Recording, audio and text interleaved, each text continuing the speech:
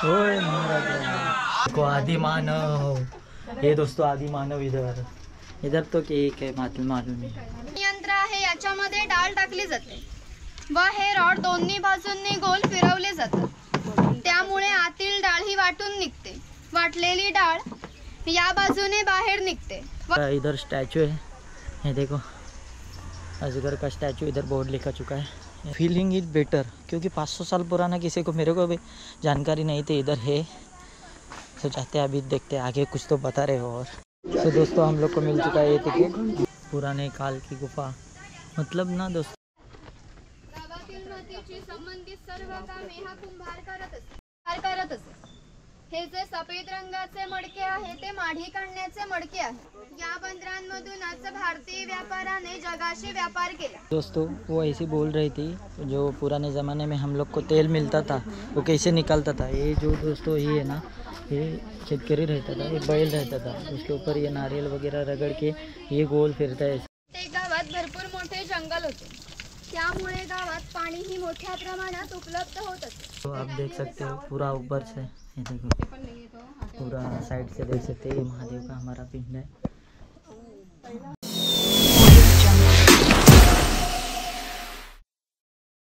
तो दोस्तों अभी जा रहे हैं हम लोग अंदर, देख सकते हैं, देखते हैं अंदर से अभी क्या क्या दिखने को मिलता है हम लोग को, प्राचीन कोकण कैसा था हमारा। तो चलो जाते हैं अंदर। तो दोस्तों हम लोग को मिल चुका है ये टिकट, हम लोग ने निकाला, मतलब 9 जन का निकाला था। इसके अंदर 50-50 रुपया हर एक का है, मतलब 9 जन का 500 रुपये और 50 रुपया कैमरे का चार्ज है। सो अभी ये उन्होंने दिया है कैमरा का आईडी, अभी ये जिसके पास मतलब कैमरा जो यूज़ करेगा उसके लिए ये यूज़ होता है। सो जाते हैं अभी दोस्तों अंदर, देखते हैं क्या क्या देखने को मिलेगा हम लोग को, मज़ा तो आने वाला है। सो जाते हैं, चलो। सो दोस्तों हम लोग अभी एंट्री कर चुके हैं, इधर देख सकते हैं आप, इधर खाने के लिए भी मिल चुका है, मतलब सब डिशेस है। आप ऊपर जाके मैं दिखाता हूँ किधर मिलेगा क्या सब। तो जाते हैं अभी, देखते हैं ऊपर क्या क्या मिलेगा, क्या क्या मिलेगा होगा। Konkan tourism development research centre ही आमची संस्था आहे आणि या ठिकाणी आम्ही पर्यटनातून रोजगार निर्मिती हा विषय घेऊन आम्ही ते काम करत आहोत। विविध धार्मिक ग्रंथांचा अभ्यास करून आम्ही इकडे नक्षत्र बाग तयार केली आहे। प्रत्येकाच्या जन्म नक्षत्रानुसार एक वृक्ष आराध्य वृक्ष म्हणून मानला जातो। त्याची पूजा अर्चा केल्यास त्या व्यक्तीला धन सौख्य आरोग्य प्राप्त होते। बाहेर आम्ही बोर्ड लावलाय, तो जाताना पाहिलात तरी चालेल, जन्म नक्षत्रानुसार ते बघायचे। तो दोस्तों हमारे पास एक गाइड भी है, सो टेंशन नहीं है, वो सब कुछ डिटेल आपको बताते जाएंगे। मैं वही आपको मतलब सुनाऊंगा, टेंशन नहीं, रिकॉर्डिंग वगैरह सब चालू है हमारा। तो जाते एक उन्होंने अभी देखते आगे क्या बताते हैं। पवित्र मानतात, तसेच त्यांना आपण दीर्घ आयुष्याची प्रतीकही मानलेली आहे। याला पिंपळपर या कारणाने म्हणतात कारण याच्या भोवती जो दगडी कठ्ठा बांधलेला आहे याला कोकणी भाषेत पार म्हणतात। हा पार सुमारे 400 वर्षापूर्वी बांधला गेला आणि हा पार जेव्हा बांधला गेला तेव्हा इथे एक पिंपळाचा रोप लावण्यात आला, म्हणजेच हा पिंपळ सुद्धा 400 वर्षापूर्वीचा जुना आहे।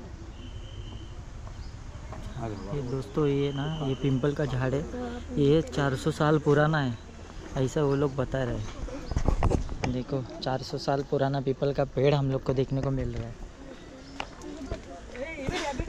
कोकण मराठी साहित्य संमेलनामध्ये या कवितेला कोकणची प्रातिनिधिक कविता म्हणून स्वीकारण्यात आली। या कवितेमध्ये कवीने कोकणच्या निसर्ग सौंदर्याचे वर्णन केले आहे। सह्याद्रीच्या तळी शोभते हिरवे तळ कोकण, राष्ट्रदेवीचे निसर्ग निर्मित केवळ नंदनवन। या कवितेमध्ये नंदनवन हा शब्द आला आहे। नंदनवन या शब्दाचा अर्थ आहे स्वर्गातील इंद्राची बाग। जितकी सुंदर आहे तितकेच आपलं कोकणही सुंदर आहे। ही गुहा काळाचे प्रतीक आहे। या गुहेच्या अलीकडे आहे वर्तमान काळ आणि गुहेच्या पलीकडे आहे 500 वर्षापूर्वीचा भूतकाळ। इथून पुढे पाहणार आहात 500 वर्षापूर्वीची कोकणी माणसं कशी राहत होती, त्यांची समाज रचना, ग्रामरचना, खाद्य संस्कृती, परंपरा कशा होत्या। गुहेतून येताना थोडासा वाकून या।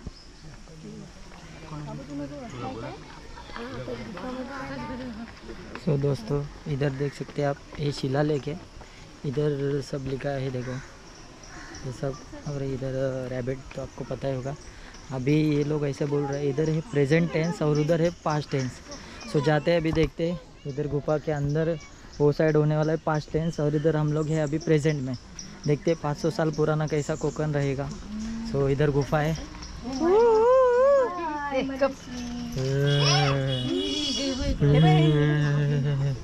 दोस्तों अभी अंदर आ चुके हैं। ये देखो आदि मानव, ये दोस्तों आदि मानव इधर। इधर तो केक है, मालूम नहीं। वाह दोस्तों, ऐसा लग रहा हूँ मैं किधर तो ट्रैकिंग के लिए आया हूँ। ये देखो पुढं अंदर गुफा। हे कोकमचं झाड आहे, याला जी फळे येतात त्याच्यापासून कोकम सरबत किंवा कोकम आगळ तयार केले जाते। याच्या बियांचे तेल पाडले जाते। तसेच त्या तेलाचा उपयोग कैलास जीवन सारख्या क्रीम मध्ये सुद्धा केला जातो। तिथे अजगराचा स्टॅच्यू दाखवलाय। चलो आगे जाते हैं अभी। मेरे को दोस्तों ये गुफा है ना बहुत पसंद आई है। मेरे को लगता है ऐसा फिर से जाके आओ इसके अंदर, लेकिन बाद में जाएंगे। देख सकते हैं अभी, देखो फिर से दिखाता हूँ।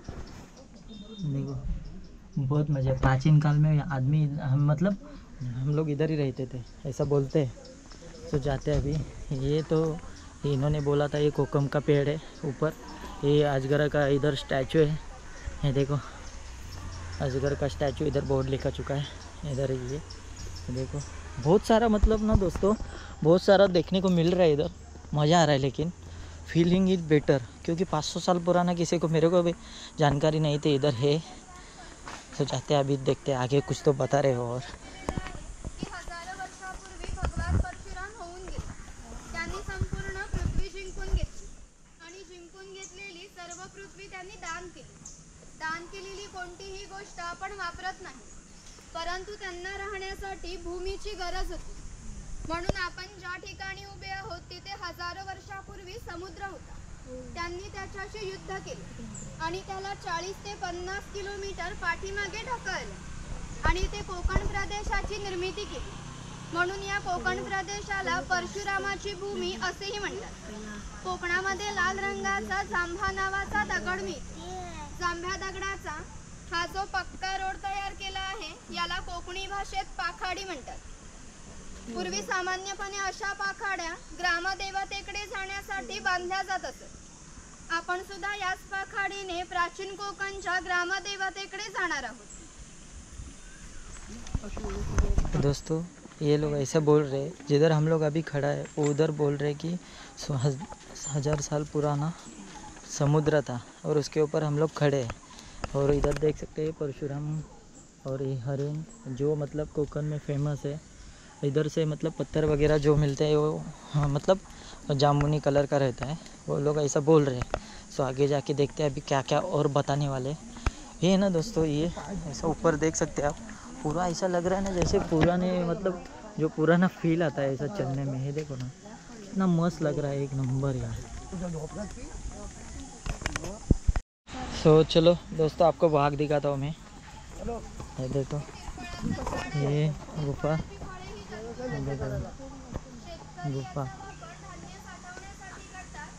गुफा इधर पुराने काल की गुफा। मतलब ना दोस्तों इधर उन लोग ने मस्त टाइप क्या दिखाया है, जो मतलब पुराने काल में कैसा था, 400 साल पुराना, 500 साल पुराना लोग कैसे रहते थे, क्या सिचुएशन थी, कैसे वगैरह हैंडल, सब देख सकते हैं आप। ये देखो पूरा प्रॉपर तरीके से बताया जा रहा है। और हमारे साथ जो गाइड है ना दोस्तों, वो भी प्रॉपर एक्यूरेट माहिती बता रही है सब, मतलब क्या क्या किधर किधर सब कुछ है। इधर देख सकते हैं पुराने काल में ऐसा ही शिकार होता था दोस्तों, आपको भी पता ही होगा। ये देखो ऐसे प्रकार से डुक्कर मारते थे शिकारी जाके। ये देखो भाला वगैरह सब रियलिटी बताए, गाँव का शिकार, बोर्ड वगैरह सब दिखाया है दोस्तों। फिर आगे जाके हम लोग को मिलता है माड़ी वाला। देखो ये माड़ी वाला था, ये साइड में सब मतलब एक्यूरेट डिटेल्स वगैरह, बोल्डिंग वगैरह सब दिया हुआ है इधर। तो अभी आगे जाते हैं। चलो इधर तो कुछ तो अलग ही है। अभी वो लोग बोला रहे पूर्वी धार्मिक संस्था गाव नियंत्रित करत असते। वो बताते कुछ तो बता रही है, वो आपको दिखाता। गावातील 2 व्यक्तींची भांडणे झाली तर संपूर्ण गाव येथे एकत्र येऊन गाव प्रमुख त्यांच्या समोर न्यायदान करीत असे आणखीन एक महत्त्वाचं वैशिष्ट्य म्हणजे जगभर अशी प्रथा आहे की प्रत्येक जाती धर्माचे लोक आपापल्या देवाकडे जाऊन देवाचे दर्शन घेतात. आपण कोकणी माणसं सुद्धा वर्षभर देवळात जाऊन देवाचे दर्शन घेतो. पण जेव्हा आपल्याकडे शिमग्याचा सण असतो तेव्हा हा देव या पालखीत बसवून प्रत्येकाच्या घरोघरी नेला जातो. म्हणजेच कोकणी माणूस आणि देव यांचं नातं इतक्या जवळचं आहे की आमचा एकमेकांकडे जाणं येणं असतं. या देवीचं नाव वाघजाई आहे. हे आम्ही जाणीवपूर्वक ठेवले, कारण असं म्हणतात की ज्या निसर्गामध्ये वाघ आहे तो निसर्ग समृद्ध असतो आणि 500 वर्षापूर्वीचा निसर्ग सुद्धा समृद्ध होता. आम्ही कोकणी माणसं वड, पिंपळ, नागसाप यांची पूजा करतो. म्हणजेच आम्ही निसर्ग पूजक माणसं आहोत. म्हणून या देवीचं नाव सुद्धा प्रत्यक्ष निसर्गाशी संबंधित असंच ठेवलं आहे, वाघजाई. ही आमची पारंपरिक वाद्ये आहेत. लाकडी ढोल आहेत, मातीचे ताशे आहेत. म्हणजेच यांचा खालील भाग हा मातीपासून बनवलेला आहे. हे ताशे 110 वर्षापूर्वीचे जुने आहेत. वाजवणारे जर कसबी असतील तर त्यांचा आवाज 1 ते 2 किलोमीटर पर्यंत जात असे. पूर्वी यांचा उपयोग संदेशवहन व धार्मिक कार्यासाठी केला जातो. जेव्हा मी ग्रामदेवतेच्या देवळात जातो तेव्हा गावातले पुजारी असतात ते गाराणे घालतात. तुम्हाला फक्त हात जोडून होय महाराजा म्हणायचं. Play by USB drive.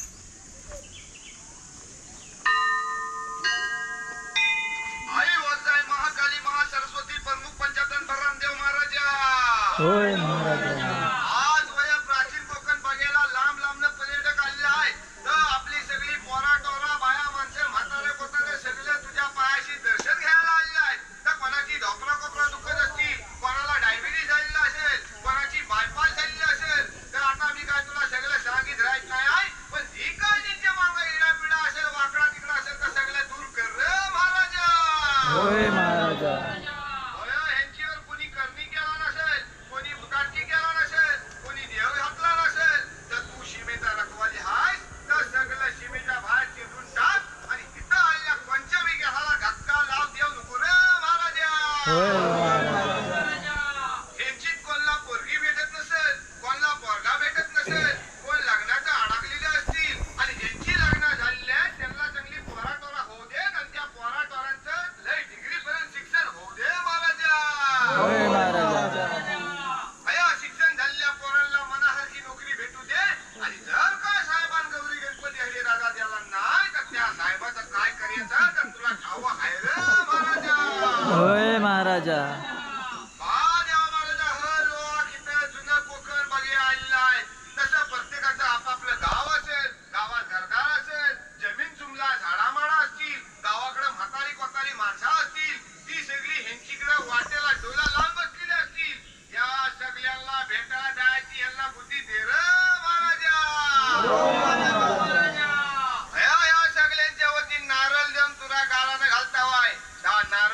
सोन्याचा गोला मानून ही जी काय माणसं स्वतःच्या गाडीने आलेली असतील, कोण रेल्वेने आलेला असेल, कोण एसटीने आलेला असेल, त्या सगळ्यांना आपापल्या घरात सुखरूप पोहोचव रे महाराजा.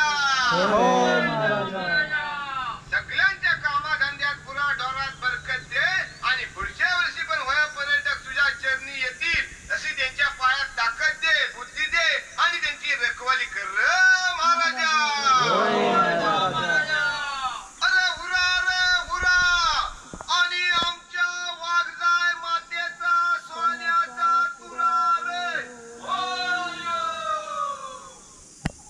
म्हणून याला शिमग्याच्या वेळी गाराणे घातले जाते. तसेच पशुबळी सुद्धा दिले जातात. हे वीरगळ आहे वीर लोकांचे प्रतीकचिन्ह. ज्यांना युद्धामध्ये वीरगती प्राप्त होते त्यांच्या स्मरणार्थ बांधलं जातं. खेळ दाखवण्यासाठी यायचे.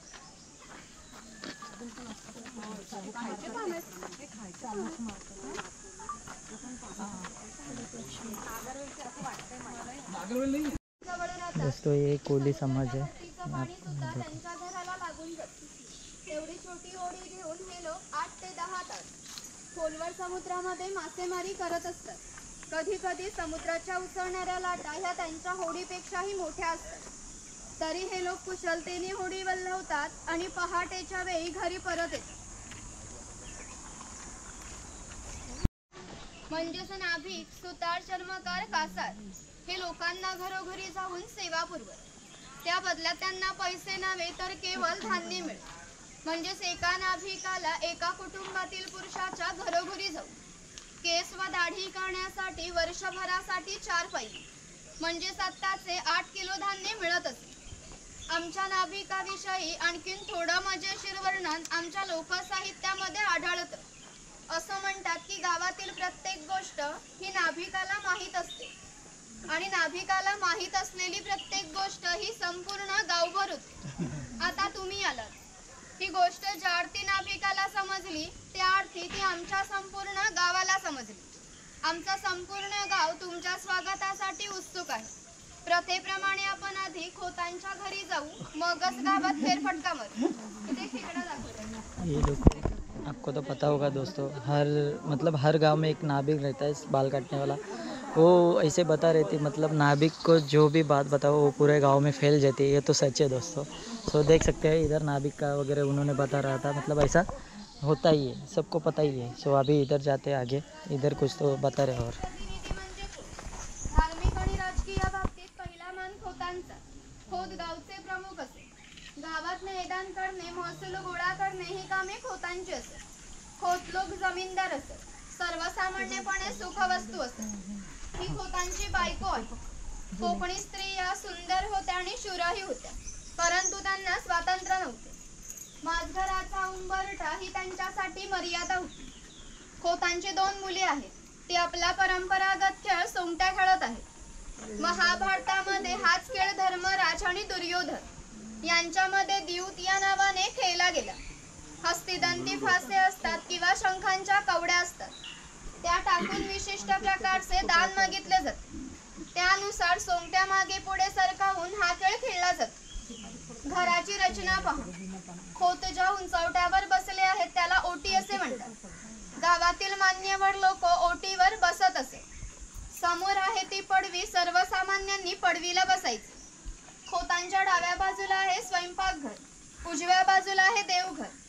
खोतांच्या मागे आहे ते माझघर म्हणजेच पूर्वीची बेडरूम. घराचे छप्पर पहा. वरती छोटे छप्पर आहे, मध्ये गॅप आहे, खाली मोठे छप्पर आहे. कोकणामध्ये उष्णता फार असते. घरातील उष्ण हवा या गॅप मधून सतत बाहेर जाते आणि बाहेरील थंड हवा तिची जागा घेते. म्हणजेच घरातील वातावरण नेहमी थंड राहते. घरासमोर अंगण आहे. अंगणात तुळस आहे. अंगण हे कोकणी घरांचं वैशिष्ट्य आहे. तुम्हाला एकही कोकणी घर असं दिसणार नाही की ज्या पुढे अंगण नाही किंवा तुळस नाही. इथे अडकीत त्यांचे प्रकार दाखवले, तुम्ही बघू शकता ते.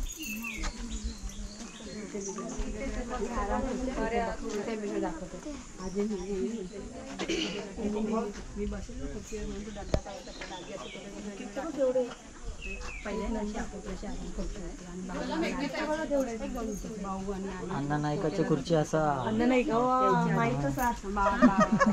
नाईकची खुर्ची. अण्णा नाईकची खुर्ची.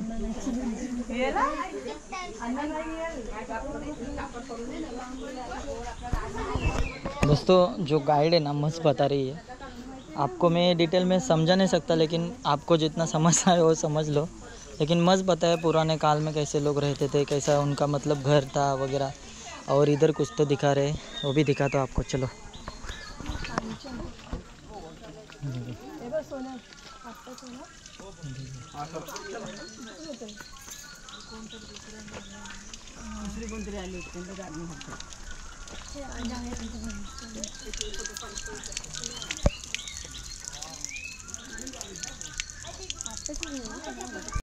ये गाइड है ना दोस्तों, मस्त बता रही है. अभी देखते हैं क्या बोल रही है. हा एकमेव धान्याचे उत्पादन करत असे. गावातील 12 बलुतेदार राजा व खोत याला धान्य पुरवण्याचे महत्त्वाचे काम हा शेतकरी करत असे. पूर्वी त्याचं घर जसं असायचं अगदी तसंच घर आम्ही ते उभारलं आहे.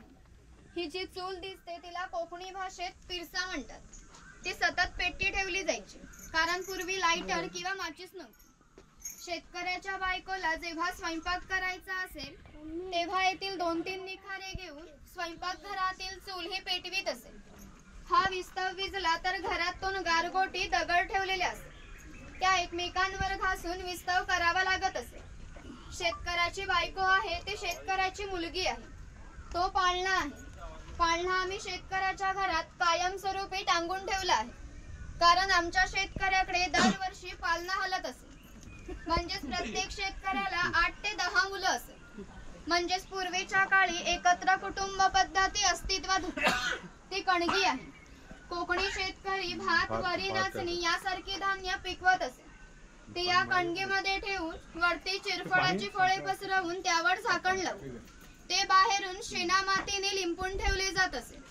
त्यामुळे आतील धान्य 3 ते 4 वर्षे सहज टिकत असे.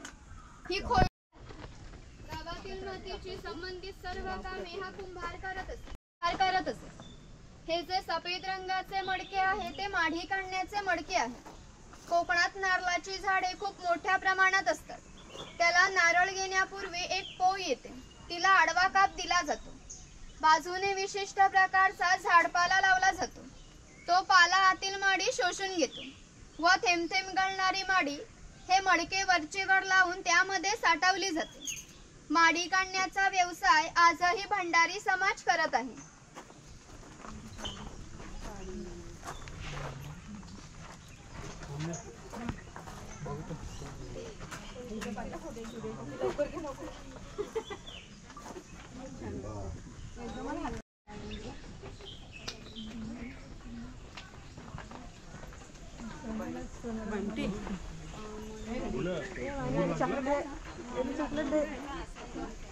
हा वाणी आहे.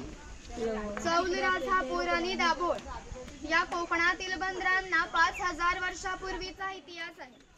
या बंदरांमधूनच भारतीय व्यापाराने जगाशी व्यापार केला. या बंदरांमधून निर्यात होणाऱ्या वस्तूंमध्ये हस्तकौशल्याच्या वस्तू, तलम कापड, शंख, शिंपले, दागिने इत्यादी वस्तूंची निर्यात हा वाणी करत असे. त्याच्या बदल्यात संपूर्ण जगातून भारतात सोनं येत असे. म्हणजेच भारताने जे सुवर्णयुग अनुभवले याची प्रवेशद्वारे कोकणची बंदरे होती. लोकांचे लाकडावरील कोरीव काम हे जगप्रसिद्ध आहे. त्यांच्या काही हस्तकौशल्याच्या वस्तू तुम्हाला आमच्या हस्तकला विक्री केंद्रात पाहायला मिळतील. इकडे दरवेशी दाखवलाय अस्वलाचा खेळ करणारा, गारुडी दाखवलाय सापांचा खेळ करणारा.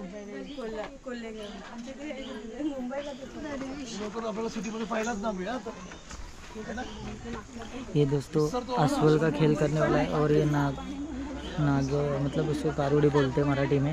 ये तो दरवेशी मतलब ये अस्वल का खेल करने और नागों को वगैरह नचाता है. उसको गारुड़ी बोलते थे पहले. वो भी इधर दिखाया हुआ है. सो आगे जाते हैं, अभी देखते हैं.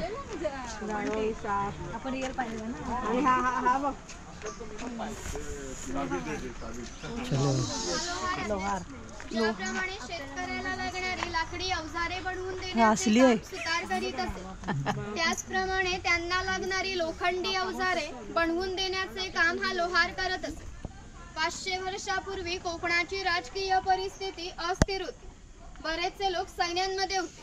त्यांना लागणारी लोखंडी ढाली व तलवारी बनवून देण्याचे काम हा लोहार करत असे. याचं वैशिष्ट्य म्हणजे अजूनही कोकणात मराठा व खूप यांच्याकडे काहीशा वर्षापूर्वीच्या तलवारी आहेत.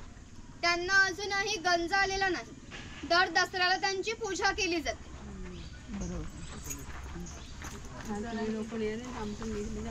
ये दोस्तों असली है.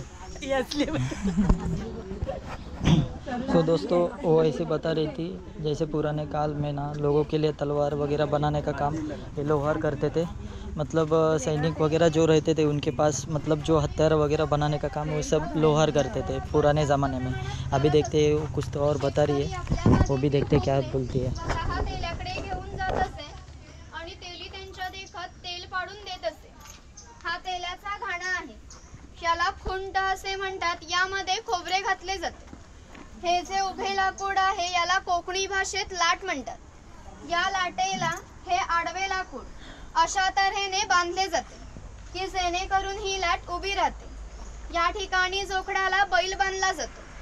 आडव्या लाकडावर दगड ठेवून तेली स्वतः त्यावर बसतो व हे सर्व वजन घेऊन बैल गोल फिरवला जातो. त्यामुळे आतील खोबरे रगडून त्याचं तेल निघते. आतील तेल भरून काढायचे असेल तर सर्वप्रथम जोखडाचा बैल सोडायचा. जोखड बाजूला केले जाते. आडवे लाकूड बाजूला केले जाते व लाट बाजूला केली जाते व आतील तेल हे भरून काढले जाते. पुन्हा नवीन तेल पाडायचे असेल तर पुन्हा सगळं क्रमवार जोडून नवीन तेल पाडले जाते. म्हणजेच पूर्वी तेलाला पसा ते 1.5 पसा तेल काढण्यासाठी 1 ते 1.5 तास मेहनत घ्यावी लागत असे. यावरून तुमच्या लक्षात येईल की पूर्वीचं जीवन किती कष्टमय होते. सो दोस्तों वो ऐसी बोल रही थी जो पुराने ज़माने में हम लोग को तेल मिलता था वो कैसे निकलता था. ये जो दोस्तों ये है ना, ये शेतकरी रहता था, ये बैल रहता था, उसके ऊपर ये नारियल वगैरह रगड़ के ये गोल फिरता है. ऐसा गोल फिरने के बाद जो तेल निकलता था. मतलब दोस्तों पुराने ज़माने में इतना मेहनत करके सब कुछ मिलता था. अभी के ज़माने में वैसा नहीं है. अभी के ज़माने में मतलब बहुत वो 500 साल पुराना था. इसके लिए वो सब अभी ये देखो, मतलब जो बाम्बू से बनाते हैं ना, टोपली बोलो कुछ भी बोलो, ये इधर दिखने वाला है, वो आपको दिखाता हूँ मैं.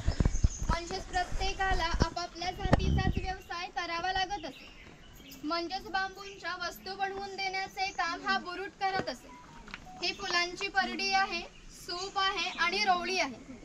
तिचा वापर धान्य धुण्यासाठी किंवा आजही धार्मिक कार्यासाठी केला जातो. जेव्हा आपल्याकडे एखादे शुभ कार्य असते तेव्हा घरातील कुमारिका किंवा सौभाग्यवती स्त्रिया ह्या रावळीमध्ये दिवा हातात घेऊन उभ्या असतात. शुभ कार्य पार पडण्यापूर्वी हा दिवा विजला तर ते अशुभ मानले जाते. अजून आमच्या चाकर मांडण्यांचे जर मुंबईला लग्न असेल तर ही रोवळी गावावरून मुंबईला पाठवली जाते. देखो दोस्तों अलग अलग प्रकार से जो पुराने ज़माने के बाम्बू से बना हुआ है, ये टोपली वगैरह सब है इधर. ये देखो ये लोग बनाते थे ऐसा. इधर भी सब डिट्टो दिखा हुआ है. सो थक गए हमें. मेरे को पता ही नहीं था जो मेरे को इतना मतलब जो इतना चीज़ें है वो हम लोग को पता ही नहीं है. आपको भी पता करना होगा तो मैं आपको डिटेल दे दूँगा. आप भी आ जाओ. मस्त है दोस्तों. गाइड भी मिलता है साथ में. गाइड भी मस्त है, वो पूरा डिटेल बता रही है. सो देखते हैं अभी आगे का क्या है. अनुभवल्यासारखे आहे. पूर्वी घरांमध्ये दगड मातीच्या वस्तू असत. ते जातणीसारखे दिसते, त्याला घिरट म्हणतात. जातणीमध्ये धान्य दळून निघते तर घिरटामध्ये भात घातला जातो. तेव्हा अख्खा तांदूळ बाहेर निघतो व कोंडा बाजूला होतो. हे मोदक पात्र आहे, म्हणजेच पूर्वीचा कोकणी कुकर. यामध्ये खाली पाणी ठेवले जाते, त्यावर चाळण ठेवून त्यावरती केळीचे पान ठेवले जाते व त्यावर मोदक ठेवले जातात व हे झाकण लावून हे चुलीवर ठेवले जाते. त्यामुळे आतील मोदक शिजून निघतात. पुरण यंत्र आहे, याच्यामध्ये डाळ टाकली जाते व हे रॉड दोन्ही बाजूंनी गोल फिरवले जातात. त्यामुळे आतील डाळ ही वाटून निघते. वाटलेली डाळ या बाजूने बाहेर निघते व त्याच्या पुरणपोळ्या बनवल्या जातात. ते शेवयाचं यंत्र आहे, लाकडी आहे आणि तो लोखंडी आहे. तो टिफिन बॉक्स आहे. 2 चमचे, खाली 3 जेवणाचे डबे आहेत आणि वरती तांबे आहे. दोन्ही बाजूंनी लॉक केलेले आहे. बाजूला चहाची किटली दाखवले मोठे. दगडी उखळ आणि मुसळ दाखवले. यामध्ये पूर्वी भाताचे पोहे काढले जात असे. इथे चमचे दाखवलेत लाकडाचे. मस्त है. कैसा लगा मामी, कैसा लग रहा है? एक नंबर. तेरे को हे कसं वाटतंय? कसं वाटतंय? ते गावात भरपूर मोठे जंगल होते. त्यामुळे गावात पाणीही मोठ्या प्रमाणात उपलब्ध होत असे. गावाच्या ठिकाणी उंचावर 12माही पाणी असे. तेथे धरण बांधून प्रत्येकाच्या पाणीपाठानं नेले जात असे. या पाणवठ्यावरती लहान मुले मासेमारी करण्यासाठी किंवा अंघोळीसाठी येत असत. स्त्रिया पाणी किंवा कपडे धुण्यासाठी येत. म्हणजेच ग्रामीण जीवनाचा मध्यवर्ती केंद्र हा आमचा पाणवठा होय. वरती खवल्या मांजर दाखवले. इथून 80 किलोमीटर अंतरावर मार्लेश्वर नावाचे देवस्थान आहे. एका पर्वतात एक मोठी गुहा आहे. त्या गुहेमध्ये शंकराची पिंडी आहे. याचं वैशिष्ट्य म्हणजे त्या गुहेमध्ये अजूनही जिवंत साप आहे. पूर्वी मार्लेश्वर देव हा एका गावामध्ये राहत होता. तेथील लोक हे वाईट मार्गाने वागू लागले. त्यामुळे शंकराचे पावित्र्य कमी होऊ लागले. शंकराला ते मान्य होणे शक्य नव्हते. म्हणून त्याने गाव सोडून जाण्याचा निर्णय घेतला. मकर संक्रांतीच्या आदल्या रात्री तो गावाच्या बाहेर पडला. गावाच्या बाहेर या चर्मकाराचे घर होते. चर्मकार गरीब होता, परंतु श्रद्धाळू आणि नीतिवान होता. शंकराने कोणत्याही जातीपातीचा विचार न करता त्याला मशाल दाखवण्याची विनंती केली. चर्मकाराने सुद्धा अतिथी देवोभव समजून त्याला मशाल दाखवण्यास सुरुवात केली. शंकराने आज ज्या ठिकाणी मार्लेश्वर आहे त्या ठिकाणी गेल्यावर शंकराने आपले खरे रूप प्रगट केले व या चर्मकाराला दर्शन दिले व त्याला सांगितले की यापुढे मी याच ठिकाणी राहणार आहे. या गोष्टीला आज जवळजवळ 500 वर्षे होऊन गेली, परंतु दरवर्षी मकर संक्रांतीला शंकराची पालखी मूळ गावातून निघते. तिला मशाल दाखवण्याचे काम चर्मकाराचा आजचा जो वंशज आहे तो करतो. म्हणजेच मार्लेश्वर हे असे देवस्थान आहे की तिथे कोणताही जातीभेद मानला जात नाही. सो दोस्तों अभी जाते हैं इधर, मार्लेश्वर मंदिर भी दिया उसने उन्होंने, फिर अभी जाके उधर देखते हैं कैसा वगैरह है इधर.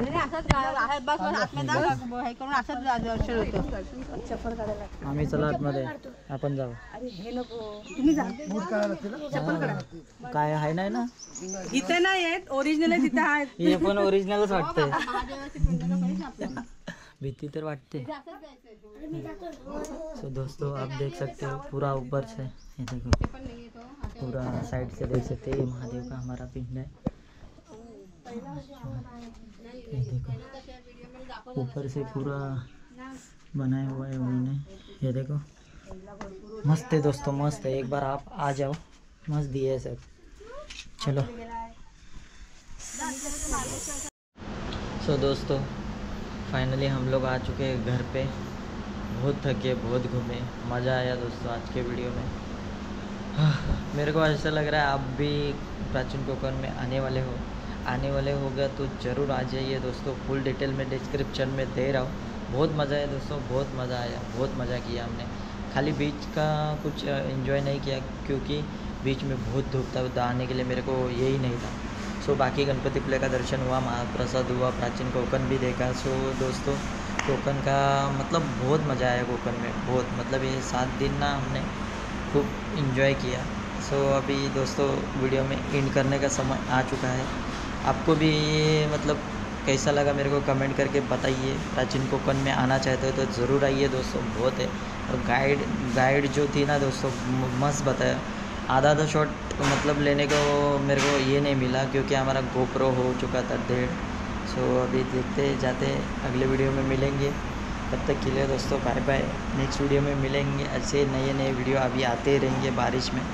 सो जो दोस्तों मिलते हैं नेक्स्ट वीडियो में, तब तक के लिए बाय बाय.